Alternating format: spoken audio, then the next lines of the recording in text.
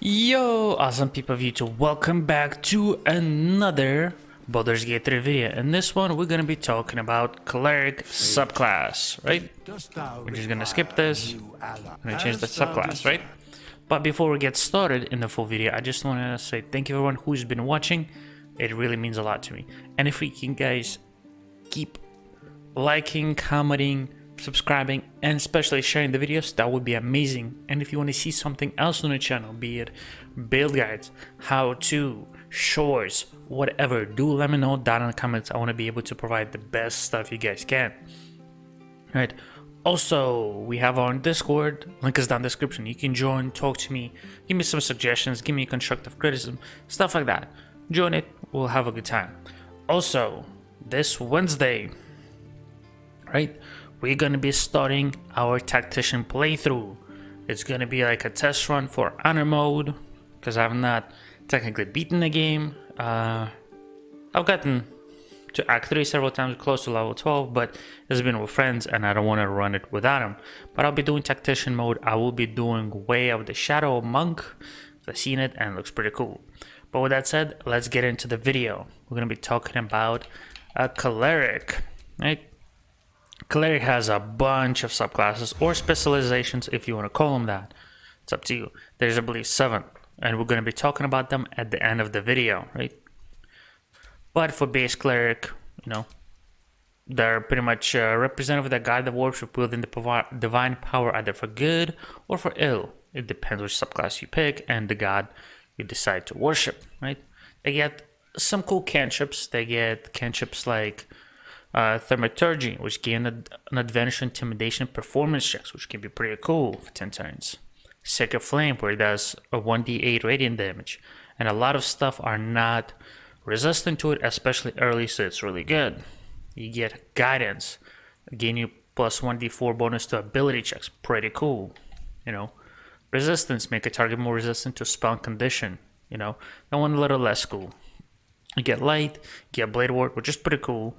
You know, especially if you're going to be upfront Cleric, because it gives you pretty much like resistance to where you only take half the damage from bludgeoning, piercing, and slashing attack. You also get Produce Flame, right? But honestly, the best ones would be Thaumaturgy, Guidance, and Sacred Flame. Guidance just so you can get plus 1d4 to ability checks. Thaumaturgy so you get advantage on intimidation and performance checks. And then Sacred Flame just for a little bit of damage, right? That's the one I would pick. Then you have your subclasses. You start with them from level 1. You have Life Domain, Light Domain, Trickery Domain, Knowledge Domain, Nature Domain, Tempest Domain, and War Domain. Just for the sake of this one, I'm going to pick Tempest Domain because I think that's among my favorite ones from what I've seen, and it looks pretty cool. But besides that, you get deities. Also, there's specific deities that you can only get if you are specific race. AKA Jogar gets that one specific, and whatchamacallit, Jogar and Warren get option to choose Ladguer as the deity, and Lostborn Drow get well, they can only choose Loth as the deity. You know, but if you're Sad Danger, you can choose Loth as the deity, you know, because they're good ones. But you have deities as Saloon, Bahamut, Tempest, Tyr, Helm, Ilmater, Mistra, Ogma, Kalmvor, Moradin, Corlon Larethian. I'm sorry, I'm butchering them a lot. Garl Glittergold. Carl, if you're watching, that's me to you. I'm just messing around. Yandala, Lolth, which is, you know, of the dark. Grumush, Tiamat, Elistri, Lathander, Talos, Timora, and Mieliki. I apologize. Each one depends on a different one. Like, Kiki is a goddess of force and creatures that live within him, you know. Timor is a goddess of fortune, you know, who favors the gamblers, pretty much. While Tiamat is, you know, rolling massive avarice and hate, currently trapped in 9 hells. It's a dragon god of greed, eternal, well, god of greed, you know. You have like Cloth, which is the evil, you know. Her goal is to corrupt all giants formed to the Hollow Scotus. So you can pick on your thing, you know. From what I know, it doesn't affect your playthrough. Not necessarily. Some might a little bit, but for the most part, it's up to you. It's your roleplay decision. So you know you can pick like Mishra. So we'll pick that one again. It's not gonna matter. But let's talk about your ability points. You are Wisdom because, well, it's primarily for spells. If you are gonna go into Martial, if you pick like the War Domain, you want to go into Strength. Again, that determines on your build. But if you're gonna be more of a Spellcaster, I would pick something like this. You know, go like this. You know, 17 Wisdom because you want to have that high for spells. You know, since it's your spell damage. Dexterity for your a little bit more armor class. You know, Constitution 14 just so you be a bit more tanky, and Charisma 12 just so you can at least be able to talk and have a decent time being a party phase. If you don't want to have that, what you can do is go like this, right, and dump more into Charisma. It's again up to you, you know. But I'll go with this. You know, you can even go like I'm like this, but that's for me. Yep, skill proficiency, that's up to you.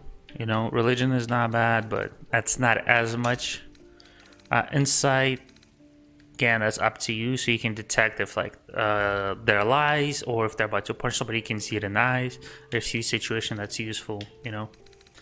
But besides that, you know, you don't have much. So honestly, I would probably keep religion. You can go with medicine, but that's up to you, right? Then you have a name, but that's it, right? Again, also depending which domain you picked will determine which proficiency you have, right?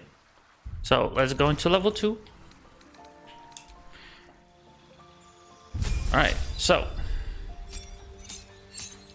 level 2, you get your health, you get an extra level 1 spell slot, you get Channel Divinity charges and Turn Undead. The Distractor Wrath is my subclass, so ignore that one for now. For your spells, you know, Guiding Bolt is really nice because it gives you your next attack roll an advantage. It's really useful if you can throw that and it hits, and your big damage where it might have like 60%, might have 70, 75 higher, especially if you have the great two-handed stuff or sharpshooter where you get technically minus roll. This will help counteract that. You can get Inflict Wounds because that does a lot of necrotic damage. See, it's 3d10, so that's 3d30. Guiding Bolt is not bad, as I stated. Healing Ward, pretty cool, you know, because it allows you to heal. Sanctuary is nice. Same with Cure Wounds because Healing Ward and Cure Wounds are one is action, one is bonus action, so you can heal twice.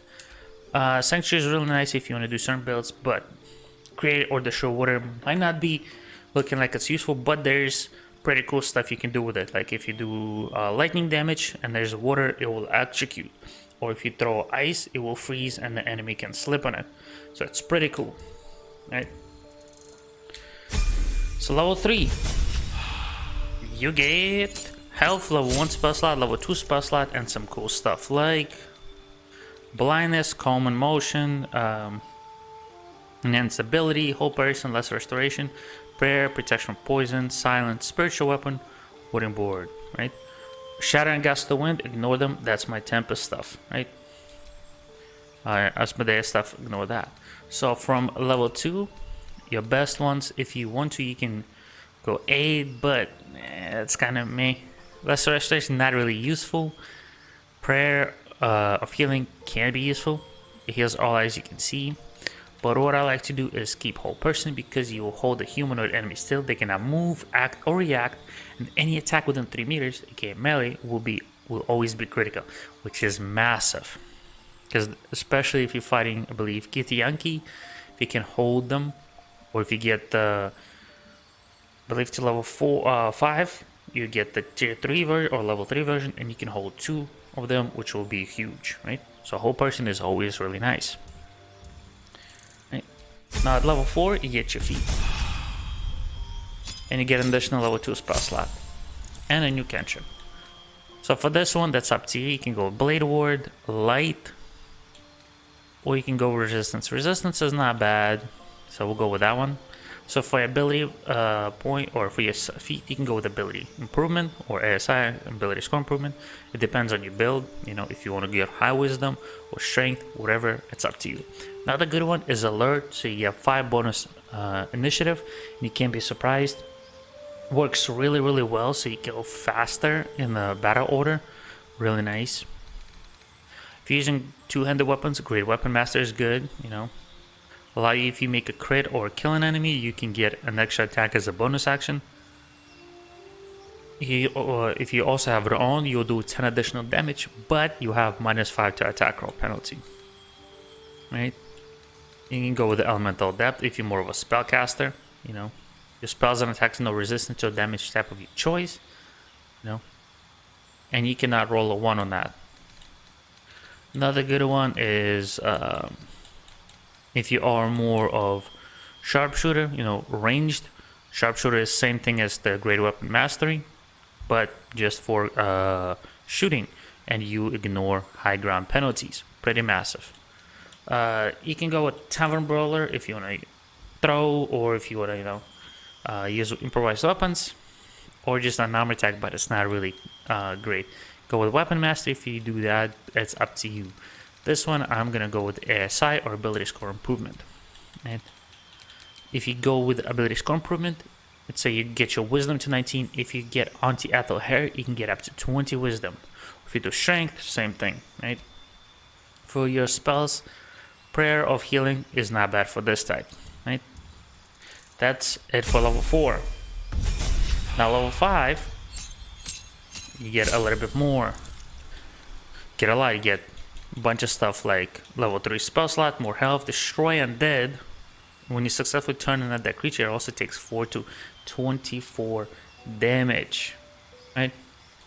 You get animate dead, which is pretty cool because it allows you to get some, you know, undead servants, beacon of hope, bestow curse, daylight, feign death, glyph of warding, which is pretty cool. Mass healing ward, protection from energy, remove curse, revivify, which is pretty cool. So you don't have to use scrolls of revivify, but it does cost a spell slot. Speak with the dead, spirit guardian. The call of that, lightning, and sleet storm are my tempest stuff, so ignore them. Right? So for level 3 spells, definitely recommend glyph of warding. You know, because you can do stuff that does lightning damage, thunder damage, or puts them to sleep, fire damage, whatever. It is always pretty nice, and it has pretty decent area. You can also do mass healing. It does not as much healing as you might think, but it's a bonus action. So you can throw your glyph of ward and do a little bit of healing. You know, it's not bad. If you don't want to do that, go revivify or protection from energy. You know, it's up to you. It's level 5. Level 6, you get an extra channel divinity charge, and you get an extra level 3 spell slot and more health. Ignore the thunderbolt strike, that is the tempest stuff. For this one, again, you can go with like Speak of the Dead if you want to have utility. You can also go with Beacon of Hope. You know, but protection from energy is not bad. Now level 7. Get some cool stuff. You get more health, level 4 spell slot, and fuse spells like Banishment, Death Ward, Freedom of Movement, Guardian of Faith, Ice Storm, and an extra Freedom of Movement. But the Ice Storm and the second Freedom of Movement are my Tempest stuff, so ignore them for now. For level 4 spells, you know, Banishment is not bad. You'll temporarily banish an enemy for 2 turns, which if you banish like a boss or somebody who does a lot of damage, it will help you, even if it's for 2 turns and it's concentration. But being able to banish one enemy who does a lot of damage will be really helpful. Death Ward is not bad. A Guardian of Faith is also pretty cool, you know. But when it does damage, it also does the same amount of damage to itself. Right? But Banishment probably more my favorite. Level 8, we get our second feat, right? More health, an extra level 4 spell slot, and Divine Strike is Thunder is our Tempest ability, so ignore that. So for here, Alert is really nice, or if you want to have an extra ASI if you didn't pick that, you know, or Weapon Master, it's up to you, right? I picked Alert just because why not? So for this, I would usually pick Enemy Dead is not bad, but stuff like Guardian of Faith is also not bad. You know, if you need somebody to take extra damage and deal a little bit of extra damage. Now at level 9, you get more health, level 4 spell slot, level 5 spell slot, and a bunch of cool stuff. You get Contagion, Dispel Evil and Good, Flame Strike, Greater Restoration, Insect Plague, Mass Cure Wounds, Planar Binding. The Destructive Wave and Insect Plague are, well, my Tempest stuff, so ignore them for now. So for level 5 spell slot, more Flame Strike is really nice. You make a Pillar of Divine Fire roar down from the heavens like the wrath of hunted angels. You do a lot of damage, 5d6 fire and 5d6 radiant. If you don't want to use that, honestly, besides that, the good one is Mass Cure Wounds. You know, you heal yourself and nearby allies for 7 to 28 healing, but we use Flame Strike for now. Level 10, you get more health, level 5 spell slot. Divine Intervention is also used, because there's a few, and you get a new cantrip. Oop. Did not mean to add class, also did not mean to back out, spaced out, my apologies, being a goofball, right? So we'll quickly level up and get past it. So here, cantrips, honestly, it's up to you. There's not many. Go with Sacred Flame or Blade Ward. So for your second level 5 spell slot, Mass Cure Wounds is probably the better one, right? But Divine Intervention, it does 8d10 radiant damage to a group of enemies. No, I believe. It depends on your god, you know. You can get that, you get Arm the Thy Servant, grants you a legendary weapon, or Opulent Revival, resurrect fallen companion with half the health and restore nearby allies as if they had long rested. You can get Golden Generosity, provides a rich bounty of potions and camp supplies. Level 11, you get more health, spell slot, level 6, Blade Barrier, which is pretty cool, Create Undead, Harm, Heal, Hero Feast, and Planar Ally, right? Some of them I have not seen. Hero's Feast might sound good, but you know, you can't be poisoned, diseased, or frightened. Your HP increase and you make Wisdom save with advantage. Not bad. It lasts until long rest. Pretty cool. Planar Aid, you know, you conjure one of the otherworldly entities for aid. Pretty cool. Blade Barrier, you know, you summon a Wall Razor Sharp Blades that turn area into difficult terrain and damages anybody who fully enough to cross it. Pretty good if their only way to get to you is through a narrow turn or narrow corridor or alley. Pretty cool for zoning. So heal target wounds and remove blindness and any disease. Does a lot of healing, 70, pretty cool. Create Undead, you raise an undead as heinous mummy. And Harm, you do 14 to 84 damage and reduce target's maximum hit points, but you cannot reduce it below 1. So if you want to heal, obviously healing is good. Blade Ward is also pretty good, right? Now for level 12, which I don't have, you get an extra feat. That's up to you what you want to choose, right? That is it for basic Cleric. Cleric, you can do multiple things. Now let's talk about different domains. There's Life Domain. Think of a Life Domain as like a mercy from Overwatch.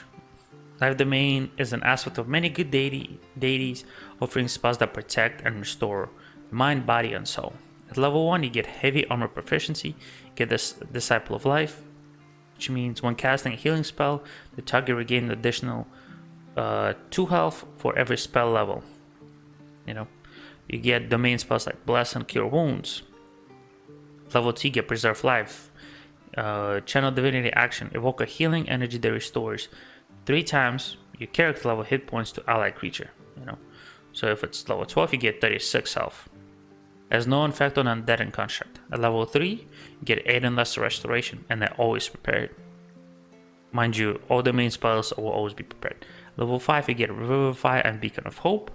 Level 6, you get Regain 2 plus spell level of the hit points when casting a healing spell on another creature. So it's level 5, you get 10, I believe. Level 7, you get Guardian of Faith and Death Ward.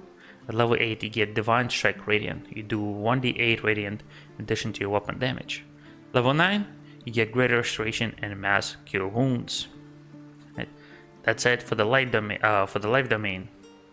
Light domain is, I would describe as more of like a spellcaster, more like a sorcerer wizard, somebody who just wants to be offensive wizard, right? Think of them like that. I have a picture of something, right? Probably like a wizard. At level 1, they get Warding Flare. You shield yourself with Divine Light. You can use your reaction to impose disadvantage on attacker, potentially causing their attack to miss.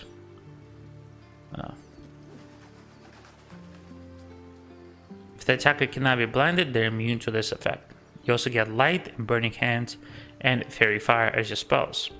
Level 2, you get Radiance of Dawn, which means you can harness the sun's divine power to dispel any magical darkness and deal 2d10 plus your character level radiant damage. Level 3, you get Flame Sphere and Scorching Ray. Level 5, you get Daylight and Fireball. Fireball is amazing. Level 6, you get Improved Warding Flare, which allows you to use your reaction to impose disadvantage on attack roll, possibly causing an attack to miss. You can use it on yourself or an ally. Level 7, you get Guardian of Faith and Wall of Fire. Level 8, you get Potent Spellcasting, which allows you to add your Wisdom modifier to the damage you deal with cantrip, which makes some of the cantrips really awesome. Level 9, you get Destructive Wave and Flame Strike. That's it for that. Now there's Trickery Domain. Think of Trickery more of like a Loki, you know. A domain shared by wicked, chaotic, and mischievous deities alike. Those who channel trickery specialize in deception, illusion, magic, except Loki. Level 1, you get Blessing of the Trickster. Gain another, or allows you to gain advantage on stealth checks. You also get Charm Person and Disguise Self. Level 2, you get Invoke Duplicity. You can summon an illusion of yourself to distract enemies. You and allies receive advantage in attack rolls against the creature if both the attacker and illusion are within 3 meters. Level 3, you get Mirror Image and Pass Without Trace. Level 5, you get Bestow Curse and Fear. Level 6, you get Cloak of Shadows, which allows you to use your Channel Divinity to make yourself invisible if you're obscured. Level 7, you get Dimension Door and Polymorph. At level 8, you get Divine Strike Poison, allows you to deal 1d8 poison in addition to your weapon damage. Level 9, you get Dominate Person and Seeming. Pretty cool. Now, next one is Knowledge Domain. Well, Knowledge Domain are more like a bookworms, you know. They allow you to get some pretty cool stuff, but they're not primarily in battle, but they will allow you to get into opponent's mind, you know. Think of that. Knowledge Domain are adaptable and adroit in all manners of language skills. Your mind is an intellectual cup brimming with exquisite knowing, gave the bookworm. At level 1, you get Blessing of Knowledge. Gain proficiency in your choice of the following: Arcana, History, Nature, or Religion. Your proficiency bonus is doubled for any ability check you make that uses either of the skills. You also get Command and Sleep. Level 2, you get Knowledge of Ages. It's a Channel Divinity action. You get proficiency on all skills with the chosen ability until Long Rest. Level 3, you get Calm Emotions and Whole Person. Level 5, you get Slow and Speak with Undead. Level 6, Read Thoughts. It's a Channel Divinity action. Allows you to read the thoughts of certain creature while talking to them. Level 7, you get Confusion and Auto-Look Resilience Fear. Level 8, you get Potent Spellcaster. Same thing as Light Domain. You get to use your Wisdom modifier to get more damage with the Cleric cantrips. Level 9, you get Dominate Person and Telekinesis. Pretty nice, but honestly not the best one. Now let's talk about Nature Domain. Think of them of like mini druids. Like druids, you know, because they embody the vast viridian power of natural world. Avatar of subtle divinity of fruitful avian migration, woodland silence, and landslide roaring fury. Apologize, I'm having a hard time talking. Level 1 to gain heavy armor proficiency, you know, pretty cool. They also get Acolyte of Nature. You get to choose one of the skills you're proficient. It's either animal handling, nature, or survival. You also get an additional cantrip to learn from the Druid cantrip list, like Poison Spray, Produce Flame, Shalia, or I'll probably butcher the one, and Thorn Whip. You also get Speak with the Animals as a ritual and Animal Friendship. Level 2, you get Charm Animals and Plants. It's a Channel Divinity action. You channel Fey Magic to charm nearby beasts and plants for 10 turns. Level 3, you get Bark Skin and Spike Growth. Level 5, you get Plant Growth and Steel Storm. Level 6, you get Dampen Elements, which is a Channel Divinity action. When you or an ally gets hit with acid, cold, fire, lightning, or thunder damage, you can use a reaction to half the attacker's damage, which is pretty cool. So you take less damage. Level 7, you get Dominate Beast, Grasping Vine. At level 8, you get Dominate Divine Check, Elemental Fury. Once per turn, you deal additional damage to your weapon damage using one of the selectable variants, Cold, Fire, Lightning. Depending which you pick, you will do 1d8 of that damage, either 1d8 of cold damage, 1d8 of fire damage, or 1d8 of lightning damage, which is pretty cool. You also get, at level 9, you get Insect Plague and Wall of Stone. Not bad, again, not the best. Then we'll talk about War Domain, which is another pretty cool one. Think of it as Holy Crusader, because they're fortified by the Holy Zeal to brandish an arsenal of sacramental savagery to use against those you deem unrighteous. At level 1, you get Heavy Armor Proficiency and Martial Weapon Proficiency. You also get War Priest. When you make an unarmed or weapon attack, you can spend War Priest charges to make an additional attack as a bonus action. You know? Is it to gain 3 War Priest extra attack charges. Pretty cool. And they recharge every long rest, you know. You also get Divine Favor and Shield of Faith. At level 2, you get Guided Strike, which is a Channel Divinity action. You get a plus 10 bonus to your attack roll, which is pretty cool. You can combine it with like a greater weapon fighting to where it reduces it by 5. You get still plus 5. It's pretty cool. You know, you can multi-class it or still go full on War Cleric or Way the main Cleric. Level 3, you get Magic Weapon and Spiritual Weapon. At level 5, you get an extra War Priest extra attack charge, so you have 4 now. You also get Spirit Guardian and Crusader's Mantle. At level 6, you get War God Blessing, which is a Channel Divinity action. When an ally within 10 meters or 30 feet of you makes an attack roll, you can use your reaction to give them plus 10 to their attack roll. At level 7, you get Freedom of Movement and Stone Skin. At level 8, you get an extra War Priest attack charge, which allows you to have 5 extra attack charges. And you get Divine Strike Weapon. Once per turn, it allows you to deal 1d8 damage in addition to your weapon damage. Level 9, you get Flame Strike and Whole Person. And at level 11, you get an extra weapon extra attack charge. So you have 6 of them, which is pretty massive. And last but certainly not least is a Tempest Domain. It's probably my more favorite. Think of it like a Storm from X-Men. Your faith has made you the very thunder that quakes the black firmament. I butchered it. The lightning coursing through your veins of terrible storm. At level 1, you get heavy armor proficiency and martial weapon proficiency. You also get Wrath of the Storm, allows you to use your reaction to strike back at an attacking creature, potentially dealing lightning or thunder damage. If they fail dexterity saving throw, if they pass it, they take half the damage. Right, and it's 2d8 lightning damage or 2d8 thunder damage. You also get Thunder Wave and Fog Cloud. At level 2, get Destructive Wrath, which is a Channel Divinity action. When you roll thunder or lightning damage, you can use your Channel Divinity and add a reaction to deal maximum damage instead, which is pretty cool. You know, that's why if you create water, Tempest Domain is really cool, and you can combine it with a Sork, Draconic Bloodline, or Storm Sorcerer. Level 3, you get Gust of Wind and Shatter. At level 5, you get Cold Lightning and Sleet Storm. Cold Lightning is pretty cool. Level 6, you get Thunderbolt Strike.